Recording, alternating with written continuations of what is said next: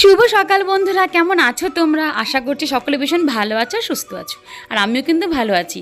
তো আজকের ব্লগটা আমি ছাদ থেকেই শুরু করছি। আর আমাদের তিনতলার ছাদে উঠে দেখো আমি পুরো হাঁপাচ্ছি, মানে সেই জন্য না প্রতিদিন ছাদেটা ওঠা হয় না আর কি।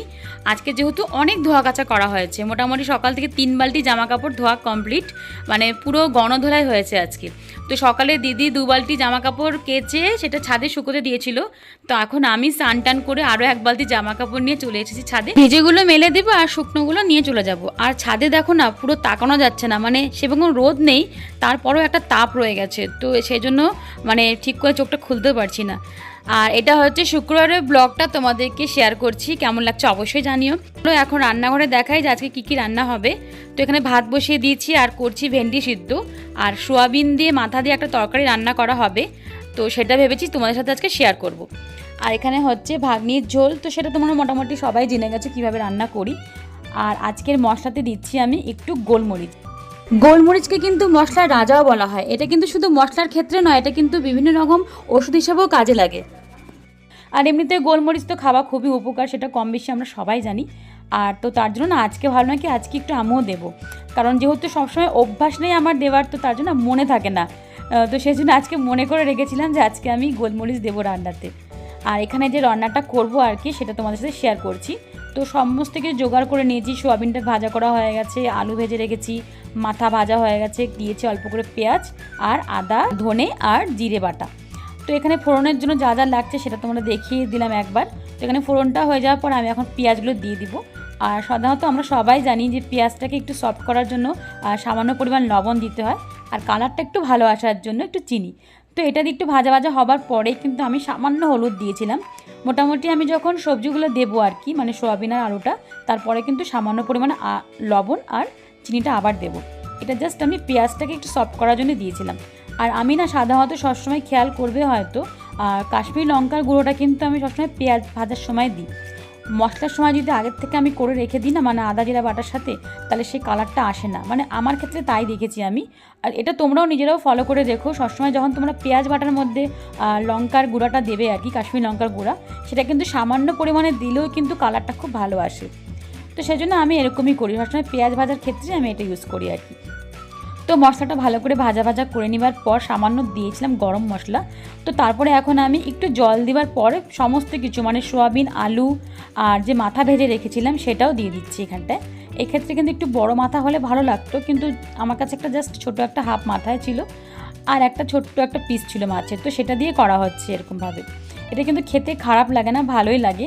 তোমরা যারা খেয়েছো তারা তো জানোই, আর যারা রান্নাটা এখনও করনি তারা কিন্তু একবার এভাবে সোয়াবিন দিয়ে মাথা রান্না করে দেখতে পারো। সাধারণত আমরা মাথা দিয়ে তো মুড়িঘণ্ট খাই বা লাউ চাল কুমড়ো এই সমস্ত খাবারও কিন্তু খাই আমরা মাথা দিয়ে, কিন্তু সোয়াবিনটা কিন্তু সচরাচর সবাই খায় না মাথা দিয়ে আর কি। তো সেই জন্য বলছি তোমাদের সাথে, সেই জন্যই আজকে এই রেসিপিটা শেয়ার করলাম। আর এই রান্নাটা কিন্তু মোটামুটি কমপ্লিট হয়ে গেছে, আর একটু মাখা মাখায় রাখতে হবে, কারণ ঠান্ডা হয়ে গেলে না তো পুরোটাই শুকনো হয়ে যাবে। তো যদি চাও তোমরা এর মধ্যে ধনেপাতা দিতে পারো, আমার কাছে ধনেপাতা ছিল না, তো সেজন্য আমি নামানোর আগে সামান্য গরম মশলা আবার দিয়েছিলাম। তো এখানে কিন্তু আমার রান্নাটা একদম কমপ্লিট, আর একটু মাখা মাখা রেখেছি, কারণ এই পজিশনে না রাখলে পরে ঠান্ডা হলে পরে একদম শুকিয়ে যাবে। আর এখানে করছি একটুখানি তেজপাতার চা, মাঝে মধ্যে তো তোমরা দেখেইছো আমি খাই। আর এখানে দেখো কতগুলো বাসন জমে গেছে, যে কড়াইটা খালি করলাম সেটা গরম ছিল বলে একটুখানি ভিজিয়ে রেখেছি। আর সাধারণত না অ্যাকচুয়ালি কথায় আছে যে গরম কড়া তাওয়া এগুলো না সাথে সাথে জল দিয়ে ঠান্ডা করতে হয় না, কিন্তু আমাদের ক্ষেত্রে হয় কি, মানে তাওয়াটা তো আমি করি সবসময় ঠান্ডা করে তারপরে সেটাকে জল দিয়ে ধুই না, কিন্তু কড়ার ক্ষেত্রে সেটা হয় না, কড়া কতক্ষণ ঠান্ডা হবে বসে থাকা সম্ভব না। তো সেই জন্য কড়াটা আমি সাথে সাথে ধুয়ে দিয়ে জল দিয়ে। আর মেনুতে আজকে ছিল ভেন্ডি সেদ্ধ। এই ভেন্ডিটা আজকে আমি করেছি প্রেশারে সিদ্ধ করিনি, নর্মালি তো আমি প্রেশারে সিদ্ধ করি ভেন্ডি, কিন্তু সেটা না ভালো হয় না, খুব প্যারপ্যারা হয়ে যায়। আর এখানে সবার ফার্স্টে আমরা খাবার আগে এখানে দিয়েছি আমরা পায়রার জন্য অল্প করে ভাত তুলে নিয়ে গেল দিবে বলে।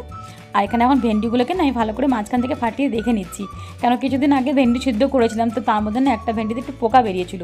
তো সেই জন্য আমি আজকে ভেন্ডিটা করেছি আর নর্মাল কড়াতে সেদ্ধ করেছি, আর এভাবে ফাঁক করে করে দেখে নিচ্ছি যে সবগুলো ভেন্ডি ভালো আছে কি না, কারণ অজান্তে আমরা হয়তো কোনো খারাপ কিছু খেয়ে নিতে পারি, তার ফলে হয়তো শরীরে ক্ষতি করতে পারে। তো সেই জন্য এই সমস্ত জিনিস নিয়ে একটু চেক করে খাওয়াটাই ভালো। আর ভেন্ডিটা কিন্তু সাধারণত যে প্রেশারে সিদ্ধ করি তার থেকে কিন্তু এটা অনেক ভালো হয়েছে, আর এখন থেকে আমি এভাবেই সেদ্ধ করব। তো এটা ভালো করে সরষের তেল আর লঙ্কা দিয়ে মেখে নিয়েছি, কাঁচা লঙ্কা দিতে ভুলেই গেছিলাম। তো তারপরে খাবার পরে মনে পড়ছে যে কাঁচা লঙ্কা দেওয়া হয়নি। সাধারণত আমাদের বাড়িতে দেখবি কাঁচা লঙ্কাটা মানে ঝালটা একটু কমই খাওয়া হয়, তো সেজন্য অনেক সময় রান্নাতে না মানে লঙ্কা দিতে ভুলেই যাই আমি, যেহেতু ওই যে ভাগ্নির সাথে রান্না করা হয় বেশিরভাগই, তো সেই জন্য এই হ্যাবিটটা হয়ে গেছে। তো এখানে আমি আর মা খেতে বসে গেছি, আর দিদি এখন ভাগ্নিকে স্নান করাচ্ছে, তো তার জন্য দিদির থালটা আর বাড়িনি আমি। তো আমাদের খাওয়া হয়ে গেলে ভাগ্নির মোটামুটি সব কিছু কমপ্লিট, তোকে এখন আমি খাওয়াবো, তো তারপরে দিদি খেতে বসবে আর কি।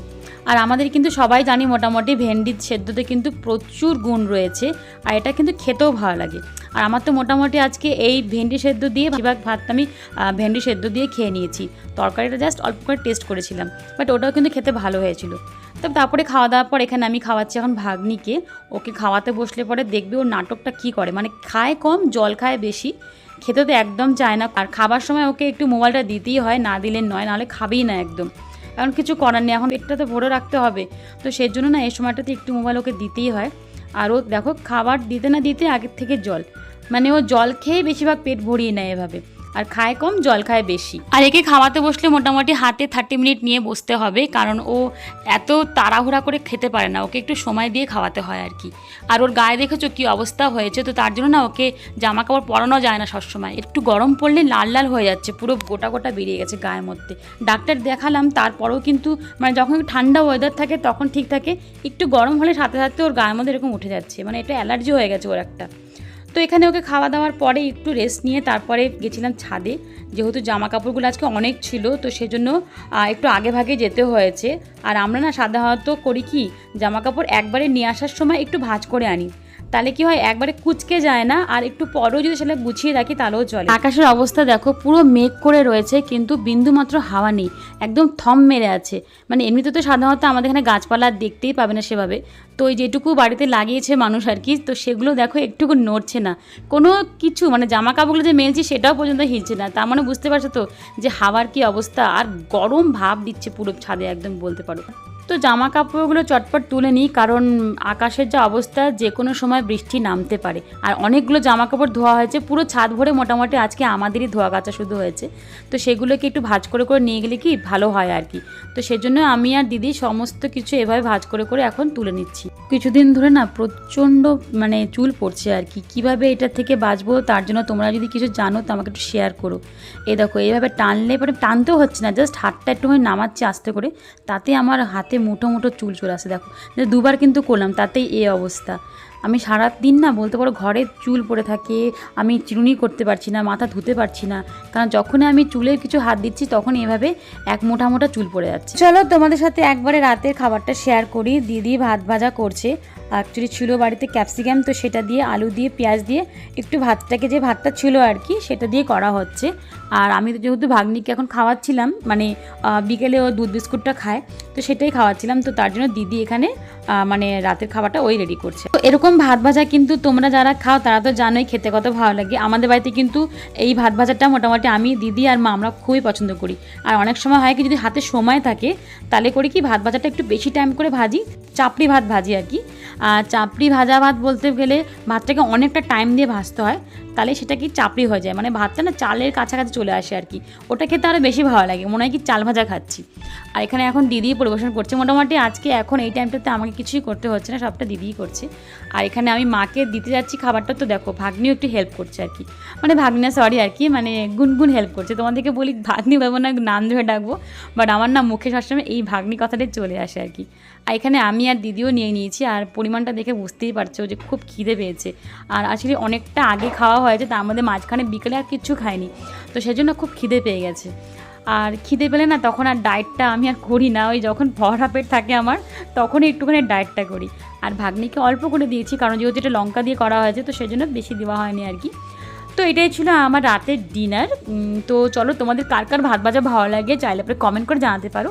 তো ভিডিওটা কেমন লাগলো সেটাও অবশ্যই জানিও, আর একটা লাইক করে দিও। তোমাদের একটা লাইক আর একটা কমেন্ট কিন্তু নেক্সট ভিডিও করতে আমি অনেকটা উৎসাহ পাই আর কি। নতুন কোনো বন্ধু পরিবারে এলে প্লিজ সাবস্ক্রাইব করলাম এই কথাটা বলো না, জাস্ট নর্মাল কোনো একটা ইমোজি দিয়ে দিও, তাহলে আমি বুঝে যাব, কারণ সাবস্ক্রাইব করার কথাটা কিন্তু একদম বলা উচিত না। তো চলো আজকের মতন এখানে রাখছি, সবাই ভালো থেকো, সুস্থ থেকো, চলো বাই, টাটা।